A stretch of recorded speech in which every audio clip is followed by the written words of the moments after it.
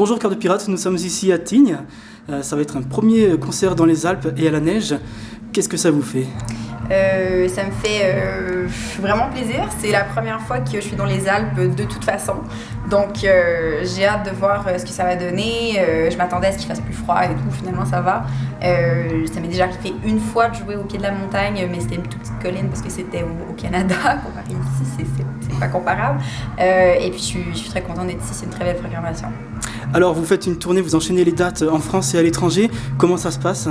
Ça se passe quand même assez bien. C'est sûr que c'est très fatigant parce qu'il y a beaucoup de territoires à couvrir, beaucoup de routes à faire, mais ça se passe très bien. En France, d'habitude, c'est plus facile parce que bon, on vient toujours un petit peu à la maison entre les dates, donc moi, je me plains pas. L'occasion pour vous de présenter votre troisième album, Rose. Quelle est la particularité de ce CD ? En fait, c'est un album qui change beaucoup au niveau des textes, des thèmes. Avant, je parlais beaucoup d'amour déçu, j'étais un peu plus négative quand même, j'avais besoin d'être comme ça, je pense, à ce moment-là. Et aujourd'hui, Rose, c'est un album qui parle de grandir dans la vingtaine, qui est un moment un peu particulier pour beaucoup, je crois. Et je sais que les fans ont grandi et ils se retrouvent là-dedans aussi, donc c'est ce que je voulais partager. Alors dans cet album, on trouve un titre qu'on écoute à la fois en français et en anglais. Oui. Carry On pour la partie anglaise et Oublie-moi pour la partie française. Vous aviez du mal à choisir entre l'anglais et le français ? Non, j'ai juste traduit la même chanson parce que c'était important d'avoir un premier single en français, je crois aussi, pour les territoires concernés. Et sinon, Carry On pour le reste du monde, ouais.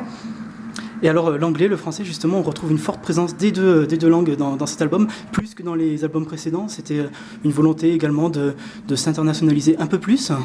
Je sais pas si c'est une volonté de vraiment de voir un petit peu ailleurs, mais c'était pour moi une façon de partager mon héritage. Je suis bilingue, je viens du Canada, donc je parle anglais aussi. Et c'était un bon exercice pour moi aussi. Je me demandais si j'étais capable de le faire, si ça allait être bien, si ça allait être un peu naze et tout. Finalement, bon, ça s'est bien passé, mais vu que c'était la première fois que j'écrivais en anglais, je savais vraiment pas si ça allait être OK. Et puis aussi de pouvoir donner quelque chose de plus direct à certains fans qui ne comprennent pas le français directement.